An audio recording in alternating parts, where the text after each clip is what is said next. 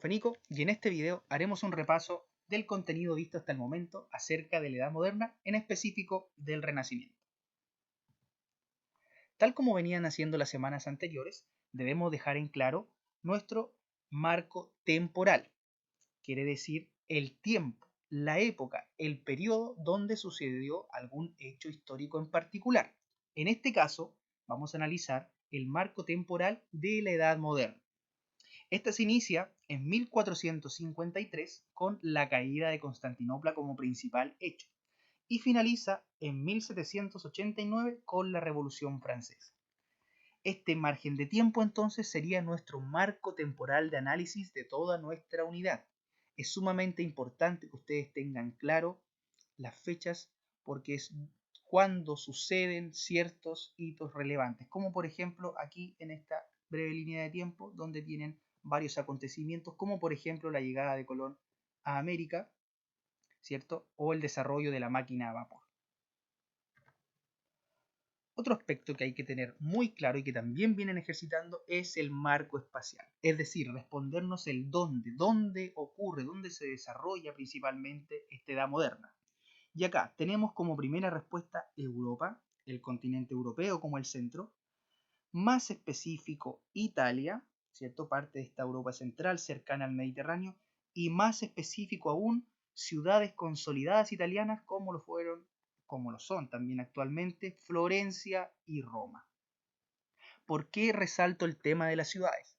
Porque este fue un avance progresivo que se dio desde la Edad Media. Miren, si se fijan en estos pequeños dibujos de arriba, se pueden dar cuenta que hubo una evolución desde el feudo, ¿cierto? Esta unidad rural donde se cultivaba mayormente, se trabajaba en la tierra, fue evolucionando al burgo, este centro comercial muy cercano a esta zona rural, pero que se fue consolidando como una ciudad comercial, una pequeña ciudad en un momento cercana al reino, pero con un centro comercial. De hecho, si se fijan en las ciudades actuales, en nuestras ciudades, se van a dar cuenta que cuando uno va al centro, siempre se va a encontrar con el comercio. Por ejemplo, si aquí en Valparaíso bajamos al plan, nos vamos a encontrar principalmente con tiendas comerciales y con la compra y venta de muchos productos. Entonces, una vez consolidado nuestro marco temporal y marco espacial, vamos a centrarnos en el Renacimiento. ¿Qué es el Renacimiento? Movimiento cultural, ¿cierto? ¿Qué se buscó con ese movimiento cultural? El renacer, el traer de vuelta los elementos de la cultura clásica. Cuando hablamos de cultura clásica, chicos, siempre relacionan a Grecia y a Roma. Siempre. Eso se trató de traer de vuelta, con el conocimiento, con las obras más importantes y con las formas también. Ya lo vamos a ver más adelante. El aspecto central de este renacimiento, el corazón, es el humanismo. Es decir, ubicar al ser humano en el centro del universo. Y con esto quiero decir no llevarlo afuera del planeta y ponerlo cerca de Júpiter o Saturno, sino más bien ubicarlo en el centro de nuestros pensamientos, el centro de atención de la mayoría de las disciplinas como ciencia, filosofía o las artes, se abocaron a responder las dudas del ser humano, ya no tanto las dudas de Dios. Sus representantes, como dice acá, se dedicaban a los estudios humanitarios, es decir, disciplinas como la historia, poesía, retórica, gramática y filosofía se encargaron de resolver precisamente las dudas que tenía el ser humano. Para esto, un elemento clave era la razón. Pienso, luego existo, decía Descartes. Había que pensar primero antes de realizar cualquier hecho o acción. Una pregunta clave que debemos resolver ahora antes de seguir avanzando es si los renacentistas dejaron de lado el dogma religioso. ¿Qué quiere decir dogma religioso? Cuando se es muy radical con respecto al pensamiento religioso, como lo era en la Edad Media. Todo se resolvía mediante Dios. Todas las respuestas las tenía el Dios creador y omnipotente. Por eso que no había mayor discusión acerca del origen, por ejemplo, de nuestra especie, acerca de nuestra evolución o las diversas especies animales o naturales. En cambio, ahora se comienza a separar un poco y el hombre empieza a encontrar sus propias respuestas. Pero ojo, atentos aquí. Esto quiere decir que el hombre no dejó de ser religioso.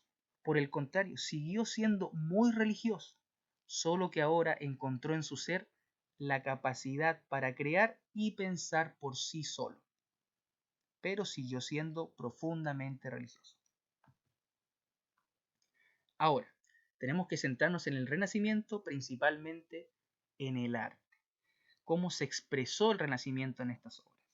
Como lo decíamos, trajo de vuelta la antigüedad clásica, aquellas figuras y cuerpos manifestados por los griegos y romanos fueron traídos de vuelta. En este caso, por ejemplo, la escultura de David, famosa escultura realizada por Miguel Ángel.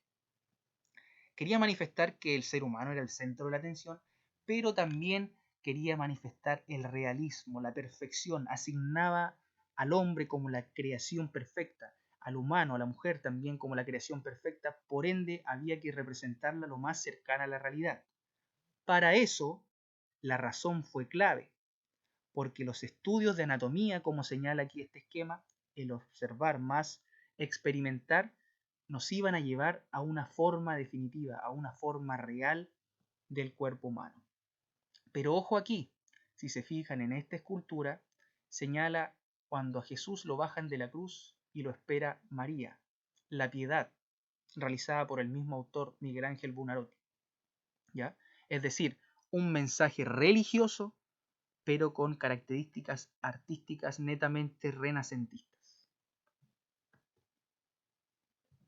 Si se fijan en esta obra, en esta pintura clásica y emblemática del Renacimiento, pueden ver y pueden afirmar las características que estoy mencionando. El ser humano como centro de atención, en este caso la diosa romana de Venus, un elemento clásico traído a esta época. El realismo, fíjense en las formas, fíjense en los cuerpos, en las caras, lo más cercano a la realidad posible. Y otro elemento muy destacado en el Renacimiento es la representación de la naturaleza.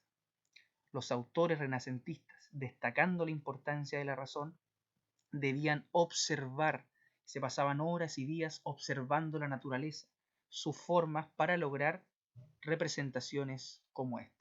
Es por eso que, por ejemplo, en esta obra se puede apreciar la perspectiva, es decir, cómo estas orillas del lago se ven más lejanas y no se ven a la misma altura que Venus.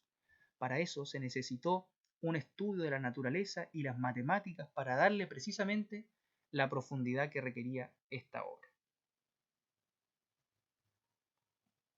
También la arquitectura o la gran arquitectura renacentista manifestaba, ¿cierto?, esta utilización de la razón, en este caso, por ejemplo, la matemática, como se puede apreciar en la cúpula de la Catedral de Florencia, como también en la iglesia de Malatesta, en donde se utilizan columnas griegas, características columnas griegas integradas a una arquitectura mucho más moderna, en comparación con la arquitectura medieval más gótica, ¿cierto?, que eran mucho más altas e imponentes con el objetivo de estar lo más cerca de Dios posible.